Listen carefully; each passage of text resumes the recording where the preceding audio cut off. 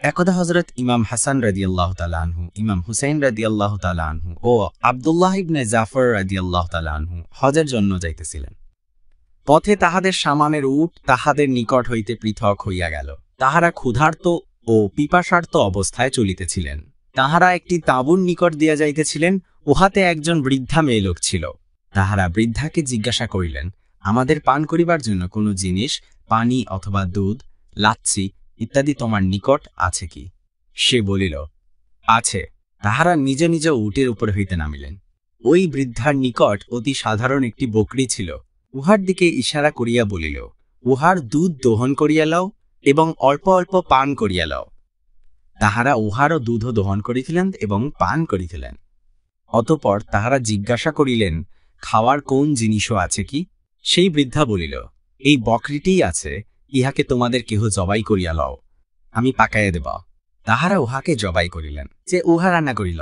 তাদের খাওয়া দাওয়া শেষ হলে সন্ধ্যায় যখন তারা রওনা দিচ্ছিল, তখন বৃদ্ধাকে বলল, আমরা হাশেমি বংশের লোক, এই সময় হজের উদ্দেশ্যে যাচ্ছি।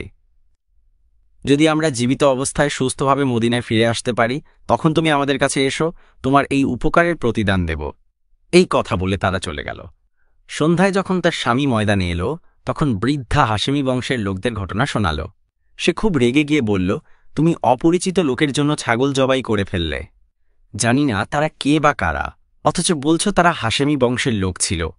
এই কথা বলে সে রেগে গিয়ে চুপ হয়ে গেল।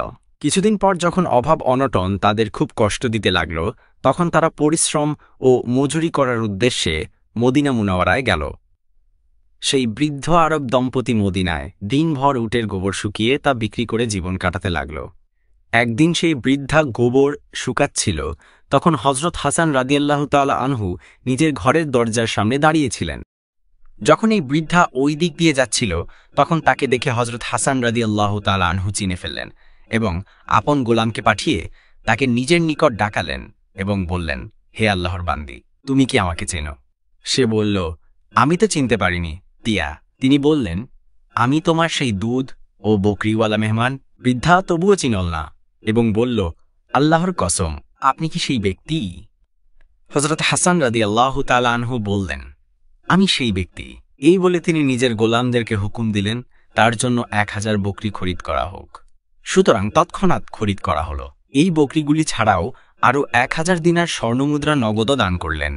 অতঃপর নিজের গোলামের সহিত ওই বৃদ্ধাকে ছোট ভাই হযরত হুসাইন রাদিয়াল্লাহু তাআলা আনহু এর নিকট পাঠিয়ে দিলেন। হযরত হুসাইন রাদিয়াল্লাহু তাআলা আনহু জিজ্ঞাসা করলেন, ভাই কি বদলা দান করেছেন? সে বলল, 1000 বকরি ও 1000 স্বর্ণমুদ্রা। হযরত হুসাইন রাদিয়াল্লাহু তাআলা আনহু ঠিক এই পরিমাণ বকরি ও স্বর্ণমুদ্রা দান করলেন।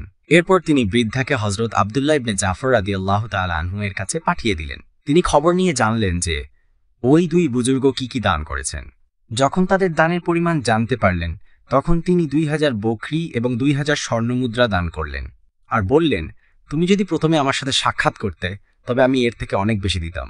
এই বৃদ্ধা 4000 বকরি ও 4000 স্বর্ণমুদ্রা নিয়ে স্বামীর কাছে পৌঁছলেন এবং বললেন, লও, এইগুলো তোমার ওই দুর্বল ও কমজোর বকরির বদলে।